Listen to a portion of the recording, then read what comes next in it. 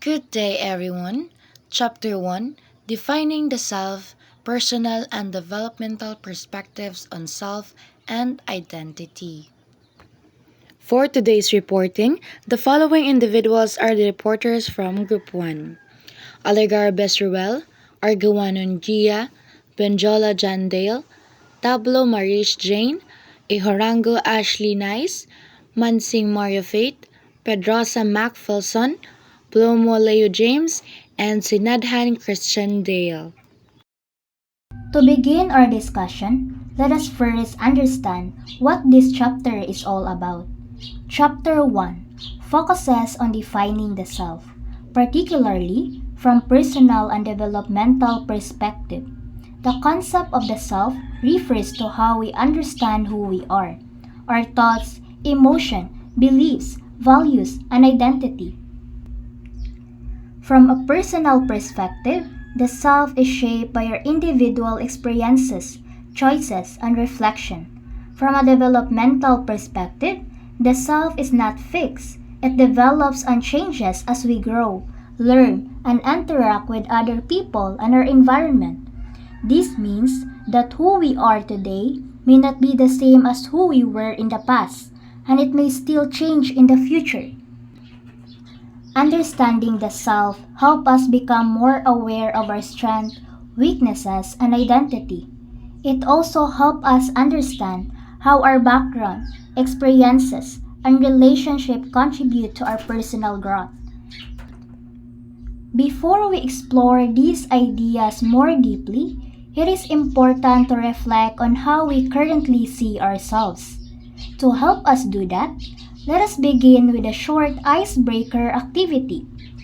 This activity will allow us to think about who we are before learning how different perspectives explain the self. Before we begin our discussion for lesson 1 to 4, let us start with a short icebreaker activity called Who Am I?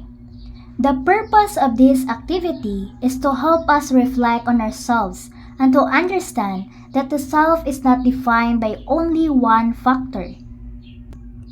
In this activity, you will see three statements on the screen. These statements are meant to guide you in thinking about who you are beyond your name, age, or role in society. I will answer the question first so you can see how to respond.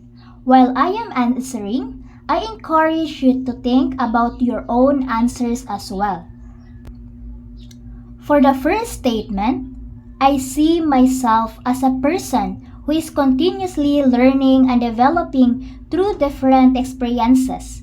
For the second statement, I believe that I am shaped by my family, my education, my culture, and the people around me.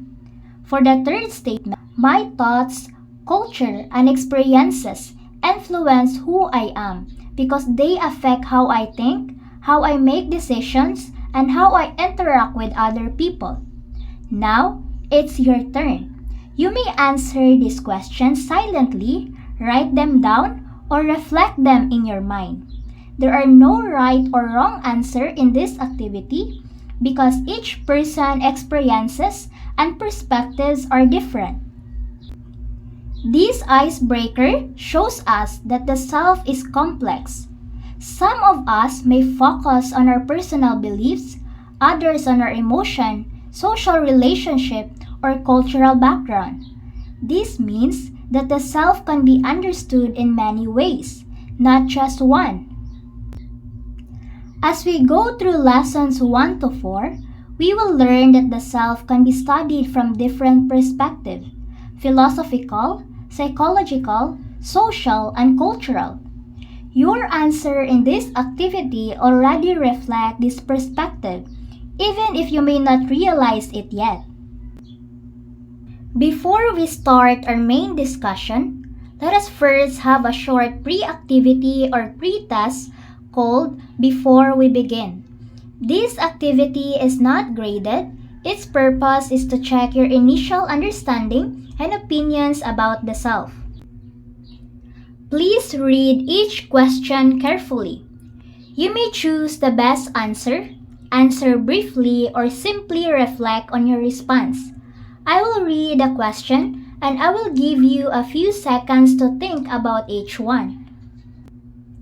Question number 1. Do you think the self is something you are born with or something shaped by experience? This question asks you to think about whether identity is natural or developed over time. Question number 2. Which influences you more, your thoughts or your society? These help us understand whether personal thinking or social environment affects you more.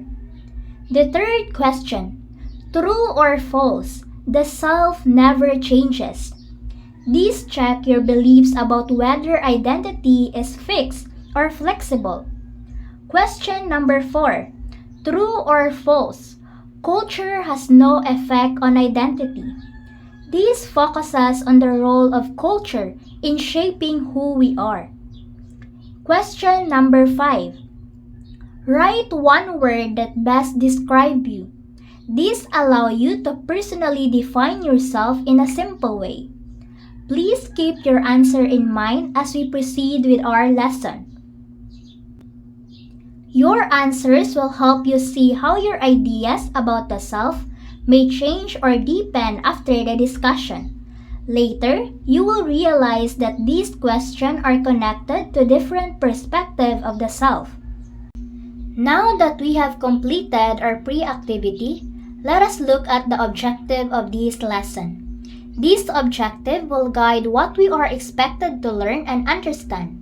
At the end of this lesson, the student should be able to: number 1. Explain the different philosophical perspective of the self. This means understanding how philosophers explain what the self is. Number 2. Describe how society and culture influence the development of the self. This focuses on how our environment and tradition shape our identity. Number 3. Understand the self as a cognitive and psychological construct. This refers to how the mind, thinking, and emotion form the self. Number 4. Compare the Western and Eastern views of the self. These help us see differences in how cultures understand identity. Number 5. Reflect on how this perspective help in understanding one identity. This encourages self-reflection using what we learn. With this objective in mind, let us now proceed to our discussion on the different perspective of the self. Good day, everyone. Before I start, I will introduce myself first. I am Ashnaz Emirango and I will be your second reporter. Today, I will discuss what is the self and philosophical view, focusing on the ideas of Socrates, Plato, and St. Augustine. Before we talk about the philosopher, let us first understand what philosophy says about the self. Philosophy studies fundamental questions about existence, identity, and reality. This means that philosophy focuses on deep questions about life, such as what life is, who we are, and what is real. We can relate to this because as a student, we often think about our future, our goals, and the meaning of what we are doing in school. For example, when we ask ourselves, what do I want to become someday? Or why I am here? We already asking philosophical question. Next, philosopher asks, who am I? What makes me human? This sentence explains that philosopher wants to understand a person identity and what makes human different from others. We can connect this to ourselves because we also try to know who we are beyond our name, age, or role as a student. For example, we may see ourselves as a kind, responsible, or hardworking, and these qualities help define who are we as a human being. Self knowledge is important for understanding one's purpose and action. This means that knowing yourself helps you understand your goals and the life and why you are act in a certain way. This is important to us because when we understand our strengths and weaknesses, we can make better decisions in school and in life. For example, if a student knows that they are shy but determined, they can work on their confidence while still doing their best to achieve their goal. Let us now move to Socrates. Who was Socrates? Socrates was an ancient Greek philosopher and one of the founders of Western philosophy. He did not write books but taught by asking questions to help people think deeply about themselves, their beliefs, and their action. He teaches focusing on their self knowledge, morality, and living a meaningful life. Famous idea known they self. This famous idea of Socrates means a person should truly understand themselves, their values, strengths and weaknesses and beliefs. We can relate to this because as a student, we are still discovering who we are and what we want to become in the future.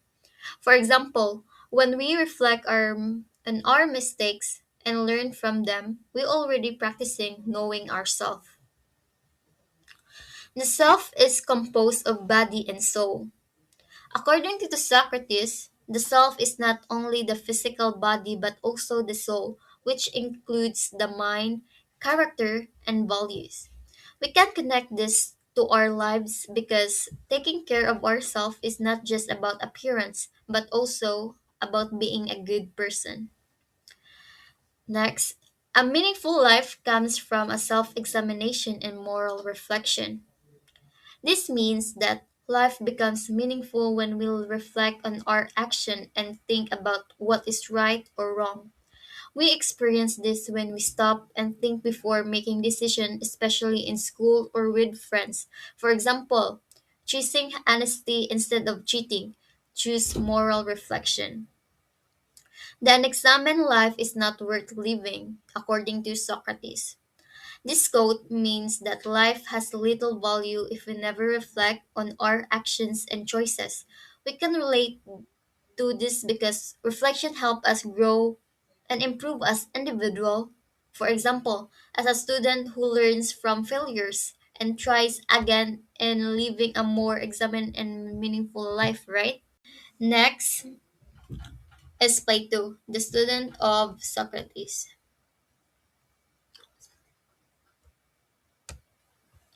Who was Plato? Plato was a Greek philosopher and a student of Socrates. He continued his teacher's ideas and wrote them down in dialogues. Plato focuses on understanding the soul, knowledge, and how a person can live a life just a good life. The self is mainly the soul, not the body. Plato believes that the true self is the soul, not the physical body. The body can change and grow old, but the soul is the source of our thoughts, values, and character.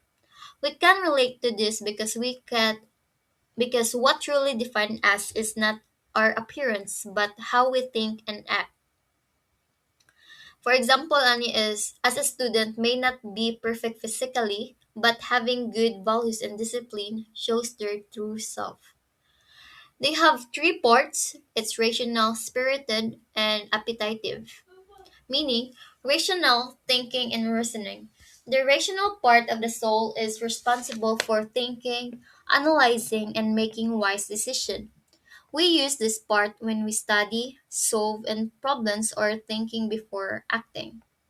Next is spirited, emotions and courage. The spirit body of the soul deals with emotions like anger, confidence, and courage. We can relate to this when we stand up for ourselves or feel motivated to do better. For example, Annie, when a student feels nervous but still represent in front of the class, that is the spirited part at work. Next is appetitive, desires and needs. The appetitive part of the soul is connected to desire, wants, and physical needs. This includes hunger, pleasure, and comfort. We experience this when we want to rest instead of studying or spend money on things we like. A balanced soul leads to justice and harmony. Plato believes that a good and just life happens when the three parts of the soul are balanced, with reason, guiding emotion, and desire. We can apply this to our lives by controlling our wants and emotions through proper thinking. For example, Annie is when a student balances study time, rest, and emotion, they live a more organized and peaceful. Now, let us talk about Saint Augustine. Who was Saint Augustine? Saint Augustine was an early Christian philosopher and theologian who combined philosophy with Christian faith. His ideas focusing on the soul, God, and understanding the self through inner reflection and beliefs in God. Self is closely related to God. St. Augustine believes that a person can truly understand himself only by having a relationship with God. He thought that God is the source of truth, meaning, and identity. We can relate to this because many people reflect on their faith when facing problems or making important decisions. For example, when a student prays or reflect on their beliefs for guidance, they are connected their sense of self to God. Next, the soul is eternal. The body is temporary. According to St. Augustine, the body does not last forever, but the soul lives on. This means that spiritual values are more important than physical appearance or material things. We can apply this in our lives by focusing more on good character than looks or position. For example, being kind and honest, faithful matters more than being popular and wealthy. In summary, philosophers like Socrates, Plato, and Saint Augustine teach us that understanding the self is essential in living a meaningful life. Who was Saint Thomas Aquinas? Saint Thomas Aquinas was a medieval philosopher and theologian who combined ideas of Aristotle and Christian teaching. He explains the human body or person using both reason and faith, especially the relationship between the body and the soul. The human person is a union of body, matter, and soul or form.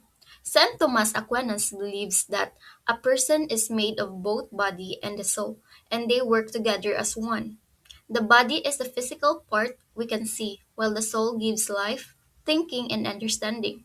We can relate to this because we cannot separate our mind and the body in daily life. For example, when we study our brain, things, but our body also needs rest and health to function well. Both are important in understanding the self. This means we cannot understand ourselves by focusing only on appearance or only spiritually. Both physical and inner aspects matter in our lives. We need to take care of our health and also our bodies and decision. To continue our discussion, our third reporter is Mansing. We'll now introduce others. Thank you, Ashley. Now let's move on to modern philosophers. So, modern philosophers focused on the self using reason, experience, and consciousness, not religion. They ask, how do we know who exists and what makes the self the self? First is Rene Descartes. Rene Descartes is a French philosopher and the father of modern philosophy. He believes that the act of thinking about the self, of being self-conscious, is in itself proof that there is a self. So kaniding si Descartes kay he doubt everything, the body, the world, even his senses. So one thing he could not doubt was that he was thinking. So basically what he's trying to say is that when you think, that is already a proof that there is a self. So if maghunahuna ka or if magthink ka, that means or mauna to ang proof nga there is nag-exist ka, nga there is self. He is also known for the statement cogito ergo sum, which means I think, therefore I am. So an example for this belief is, even if you are dreaming or confused, the fact that you are thinking proves that you exist. Next is David Hume. So David Hume believes that self is a bundle of perceptions. So kaning si Hume, he disagrees with the beliefs of Descartes, which is when you think, there is a self. But David Hume argued that there is no permanent or fixed self. So when he examined his own mind, he found no single, unchanging identity, but only a collection of thoughts, emotions, memories, and sensations. He believes that what people experience is just a bundle or collection of different perceptions, which are constantly changing over time. Because of our experiences and feelings are always changing. So Jung believed that the idea of a stable self is only an illusion. So the self, therefore, is simply the result of ongoing experiences rather than a true, lasting entity. He believes that what people experience is just a bundle or collection of different perceptions which are constantly changing over time because our experiences and feelings are always changing. So Jung believed that the idea of a stable self is only an illusion. The self, therefore, is simply the result of ongoing experiences rather than a true, lasting entity. The third one is Immanuel Kant. So, the mind organizes experiences. Immanuel Kant believed that the self is not just a collection of experiences, but the active agent that organizes those experiences. The self constructs its own reality, actively creating a world that is familiar, predictable, and most significantly, mine. So, ang pasabot ni Kant is, if you're going out to reflect on it, there is a self. Because our mind organizes our experiences which construct the reality. According to Kant, experiences alone would be meaningless without the mind organizing them. Thus, the self plays an essential role in giving order and meaning to everything we perceive and experience. Now, the next few philosophers will be discussed by Macpherson Pedrosa. Hi everyone, today I'm going to continue our discussion. But before that, I'm going to introduce myself first. I'm Macpherson Pedrosa, and let's continue. Gilbert Ryle. Gilbert Ryle, he was famous for his work, The Concept of Mind. He was a British philosopher known for his ideas about the mind and behavior. He argued that the mind is not a separate thing from the body. He criticized mind-body dualism and called it the idea of the ghost in the machine. He explained that many philosophical problems come from category mistakes, where things are misunderstood because of wrong use of language. That he believed intelligence is shown through actions and skills, not just thoughts. Second, Maurice Merleau-Ponty or Merleau-Ponty. He was famous for his work called Phenomenology of Perception. He was a philosopher who believed that perception comes from our lived bodily experience. He argued that the body plays a central role in how we understand the world, not just the mind. His idea helped explain human experience in a more realistic and human way. In summary, philosophers explained the self in different ways. First, soul-based. This view says that the self is the soul, which is separate from the body. The soul is seen as immortal and the true source of identity. Even if the body changes, the self remains the same because the soul does not change. Second, mind base. This view explains that the self as the mind or consciousness. The self is defined by thinking, reasoning, and awareness. A person is considered a self because they can think and be aware of themselves. Third, experience based. This view says the set the self is formed through experiences and perceptions. There is no permanent self. Instead, the self is a collection of memories, feelings, and experiences that change over time. Last, behavior based. This view explains the self through actions and behavior, not inner thoughts or a soul. The self understood by observing how a person acts and interacts with others. That's all. Good day, ma'am. I am Jandel Aaron Ibinjula, and I am the fifth reporter of this group. So today I will be discussing lesson 2, the self, society, and culture. So kaning lesson focuses on how the self is developed through society and culture, and how these two influence our identity, beliefs, and behavior. The self is not formed alone. Kani nga pasabot, we do not become who we are today by ourselves. So society plays an important role no, in shaping our beliefs, behaviors, and identity. From childhood until adulthood, we are constantly interacting with people such as sa atong pamilya, friends, teachers, and our community.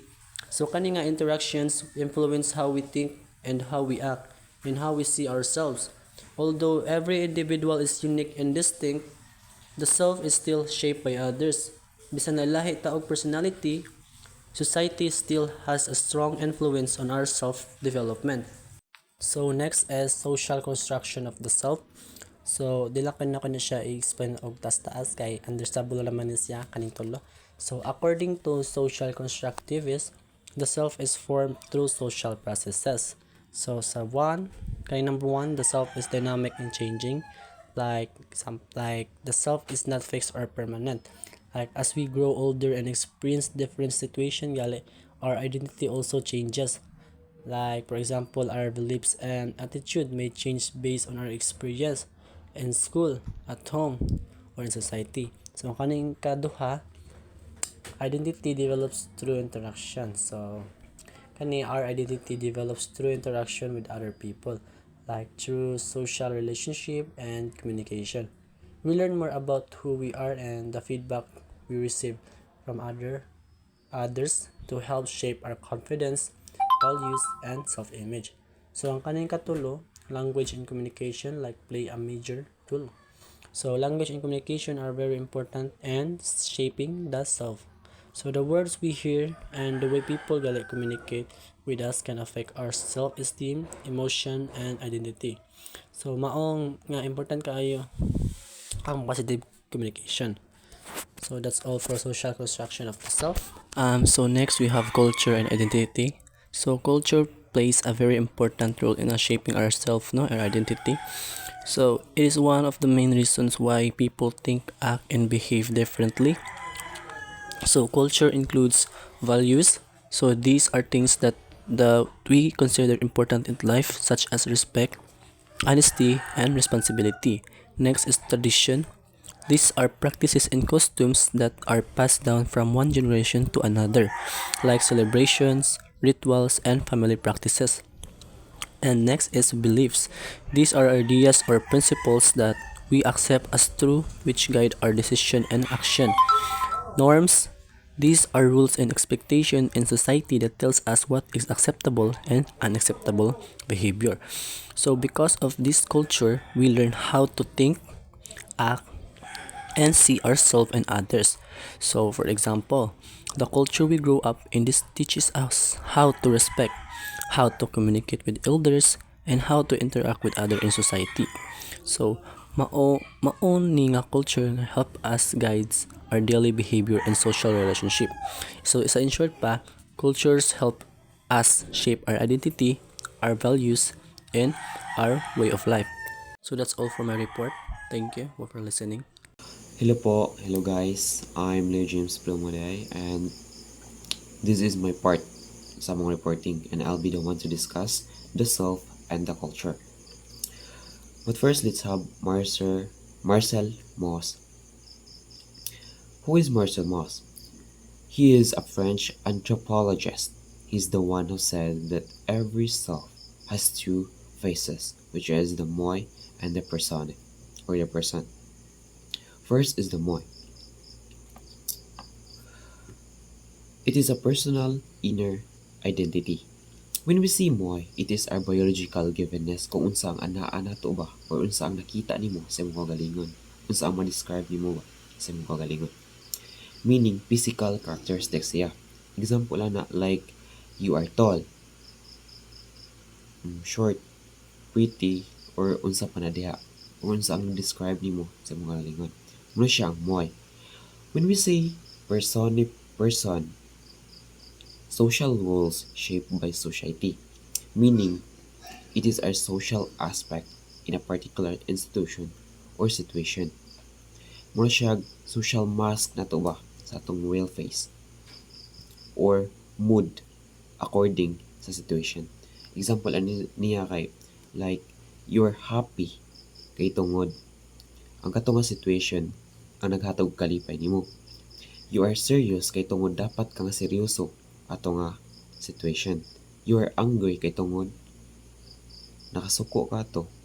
Tungod ato nga sitwasyon, mo'y nakahatag nimo kasuko. Like, nausab imong mood ba according sa unsa ang sitwasyon. Now, let's have the two famous person, which is the sociologist and psychologist based on their theory about self. First, let's have George Herbert Mead. He said that self develops through social interaction. Basically, the point of Mead is that self was created through social interaction. Pag-socialize na to ba sa lain. Diya na to na-develop ang atong self through socialization. Then, for Lev Vygotsky, he believed that culture and language shape thinking and identity. He believed that through language, ma-learn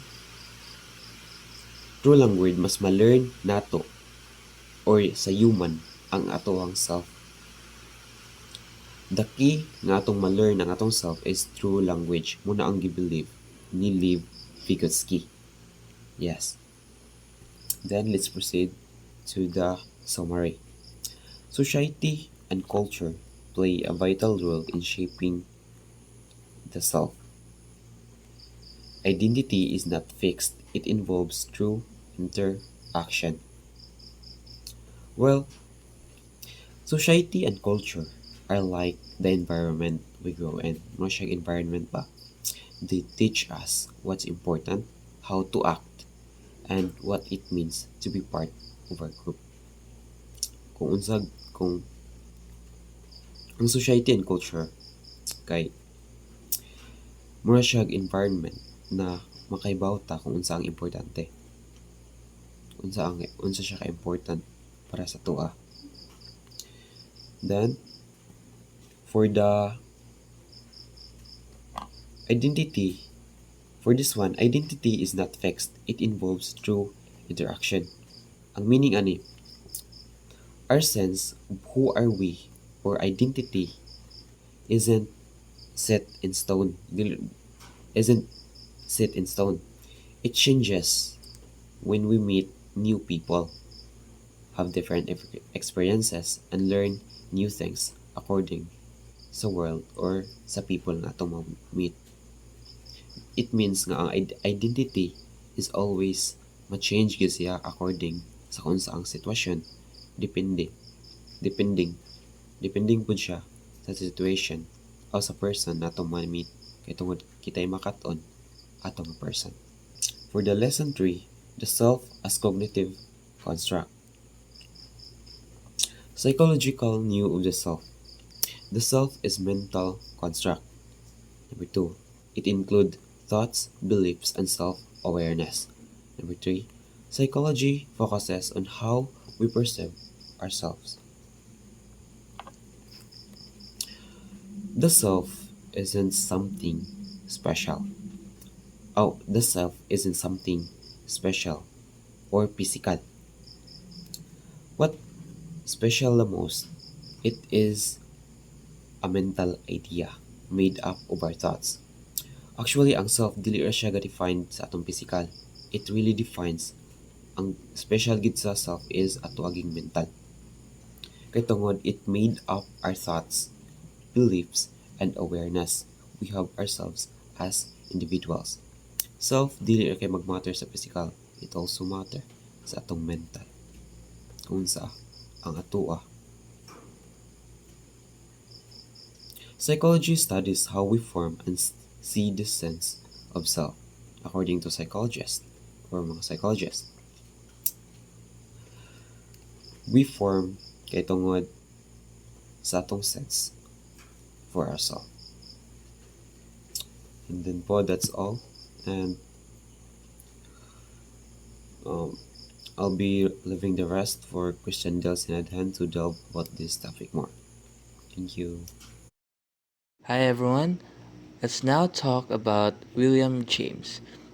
He is often called the father of American psychology, and his work laid the groundwork of how we think about the self today. James proposed that there are two core aspects to who we are. The first is the I.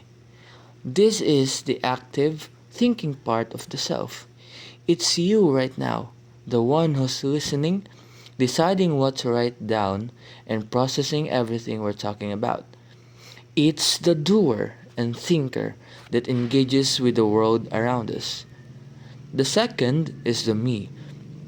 This is the self as we know and describe it. It includes our identity, the roles we take on, like being a student, a sibling, or a teammate. Our personality traits like being kind or organized, and how we see ourselves in relation to other people. So basically, the I is the one doing the thinking, and the me is what we think about when we look at ourselves. Now let's move on to Carl Rogers. He is a humanistic psychologist who focuses a lot on personal growth and helping people reach their full potential. His ideas built James's work, but he added his own important perspective. Like James, Rogers talked about the I. This is still the active decision maker in our lives.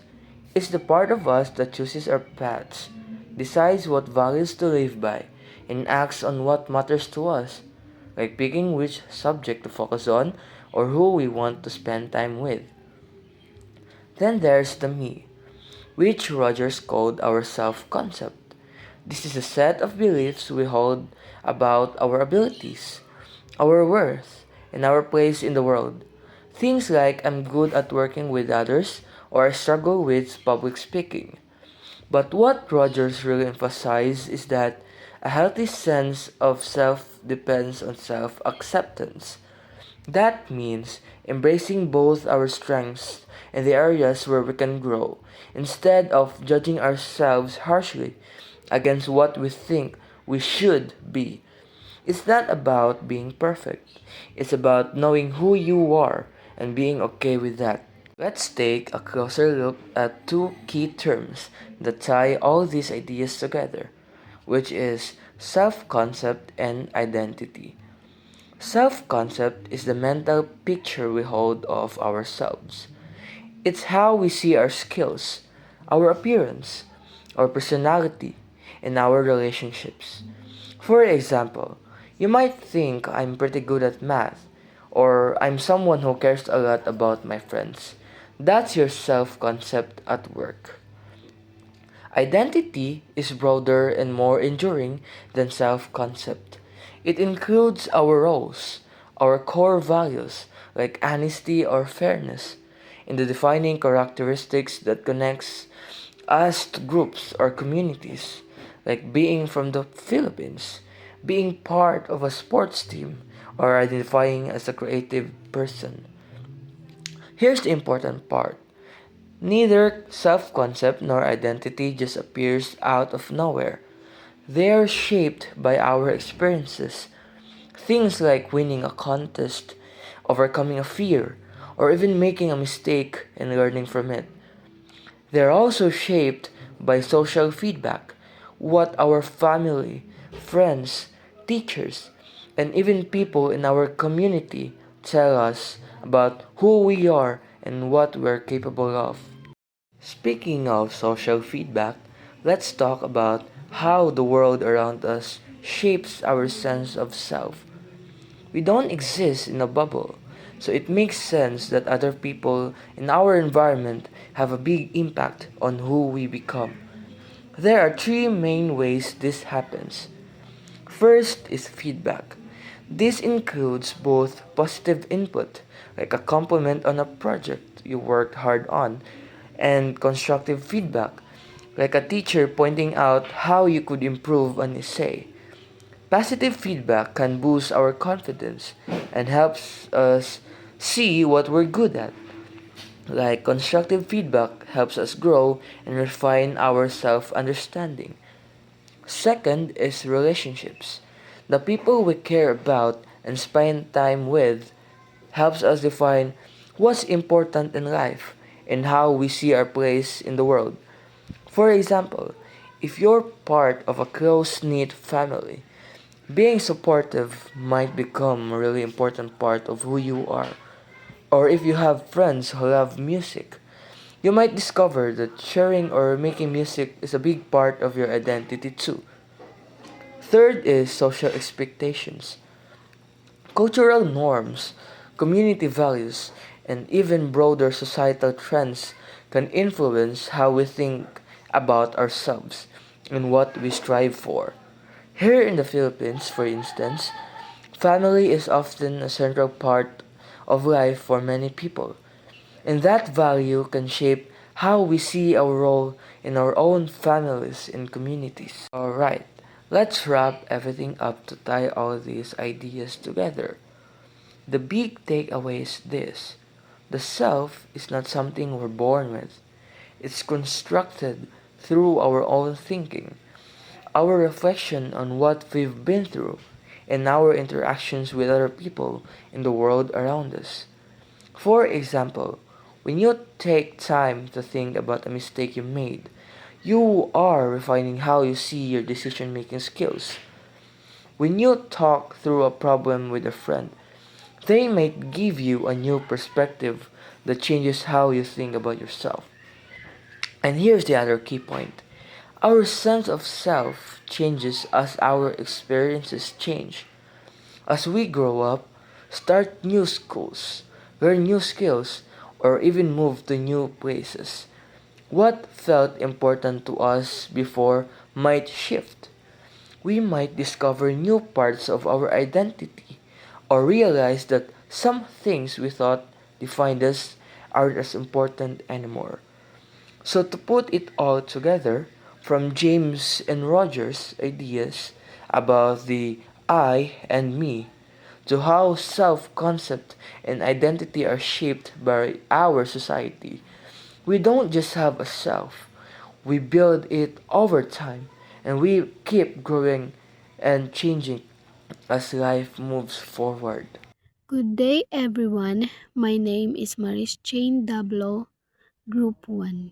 And today, let's talk about the self and Western Eastern perspectives and the Confucianism. First, let us look at the Western perspective. In Western thinking, the self is seen as independent. This means a person is encouraged to stand on their own and be self reliant. People focus on more personal goals, success, and achievements. Individual freedom and personal choices are very important. In short, the Western perspective believes that each people is responsible for shaping their own life. Next is the Eastern perspective. In Eastern thinking, the self is viewed as interconnected with others. A person is not separate but is a part of the family, community, nature, and the universe. Harmony, balance, and good relationships are very important. Instead of the focusing only on personal success, Eastern cultures value cooperation, respect, and living peacefully with others. And lastly, Confucianism. The self is defined through relationships with others. A person is shaped by how they act within the family and society. It emphasizes moral behavior and social harmony as essential values. Family and respect are considered central in living a good and responsible life. Good day, everyone. I am Roel Alicarbes, and I am the next who will be discussing the topic. So, first is Taoism. What is Taoism? So, Taoism is an Eastern philosophy that teaches people how to live a peaceful and balanced life. So, it explains that the self should live in a harmony with nature and follow the natural flow of life, which is called the Tao, or the Way. Taoism believes that when people stop forcing things to happen and instead accept life naturally, they can live more calmly and happily. And one thing important teaching in Taoism is avoiding excess and force. This means that people should not overwork themselves or push too hard to control situation. Instead, the self should act in a simple and natural way. Taoism is also encourages humility, patience, and simplicity. So by living this way, the self can become more relaxed or balanced. So Taoism shows that understanding the self does not come from competition or success, but from being at peace with nature and with oneself. And it teaches that people are part of the natural world and should respect it. When the self follows the natural flow of life, inner peace and balance are achieved. So the next one is Buddhism. Buddhism teaches that the self should not be permanent and is always by changing. According to this philosophy, people experience suffering because they become too attached to their identity, desires, and material things. When people strongly hold on to these things, they feel stress, sadness, and disappointment. So, Buddhism encourages the self-awareness and mindfulness. This means paying attention to one's thoughts, feelings, and actions. By understanding the mind, people can learn to control the negative thoughts and let go of the harmful attachment. Meditation is one way of the Buddhism to help people become more aware of themselves. So, Buddhism also teaches kindness, patience, and compassion. By understanding that everyone experiences change and suffering, people learn to respect and care for others. Through the self-awareness and right living, individual can reach enlightenment and a peaceful and meaningful life. So, for summary, Western and Eastern perspective explain the self in different ways. The Western view focuses on individual. It values independence, personal freedom, and achieving goals. In this view, the self is seen as separate and responsible for personal success. While in the Eastern view, it focuses on the collectedness. It sees the self as a part of a family, community, and the universe. So, Harmony, balance, and good relationship are important in this perspective. The Eastern's view teaches that self-growth through cooperation and understanding others. But both perspective help explain the identity. The Western view helps people become more confident and independent, while in the Eastern view, it teaches balance, respect, and connection. Together, they give a better understanding of the self.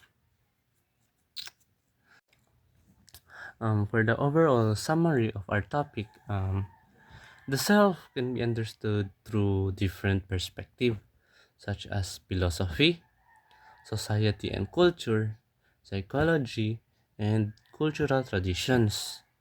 Philosophy helps people ask a question about who they are and what gives life meaning.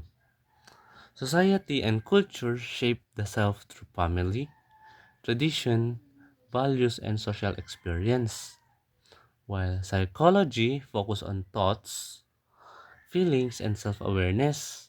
It helps people understand how they see themselves and how experience affect their behavior.